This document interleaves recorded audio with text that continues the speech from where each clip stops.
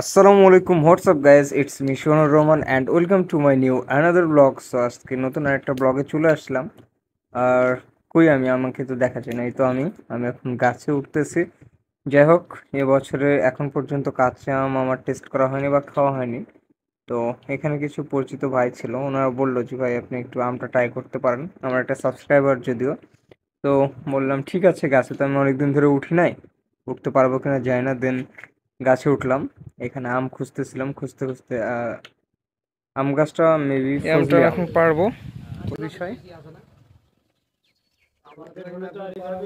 আমটা পরে শেষ হয়ে গেছে। হ্যাঁ, এই একটাই পারছি ভাই, প্লিজ। তো ওই দিক থেকে একটা আম পেড়েছি আর এখানে আর দুটো পারলাম, যেহেতু ওনারা বলছে রেসপেক্টের সহিত বেশি আম না পারি, জাস্ট তিনটা আম পারছি। এখন আস্তে আস্তে আমি নেমে যাচ্ছি, বাট আম আমার হাতে, আমি নেমে যাচ্ছি। নামার সময় একটা দুঃখের বিষয়, সেটা হচ্ছে যে আমি পরে আবার এডিট করানো লাগবে। গাছ থেকে কোন দিক থেকে লাভ দেবো এটা বুঝে পাচ্ছিলাম না, অবশেষে লাভ দিয়েই ফেললাম।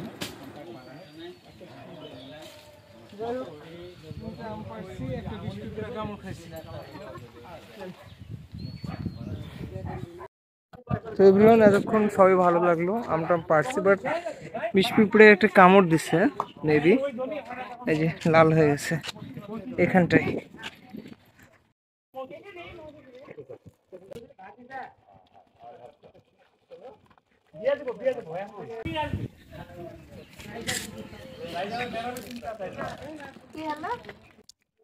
আমার ফ্রেমে আমি একাই থাকি, চলছে আম দুটো কাজ। তো আমি শুনছি যে গাছের নিচে, গাছের ফল খেলে নাকি গাছের বরকত বাড়ে, এই জন্য গাছের নিচেই খাচ্ছি।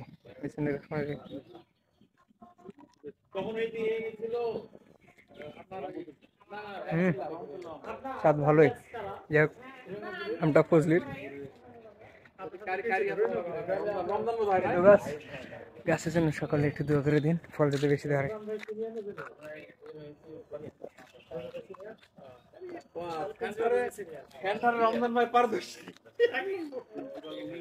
এবছর এটা আমার প্রথম আম খাওয়ার জন্য ভিডিওটা করলাম।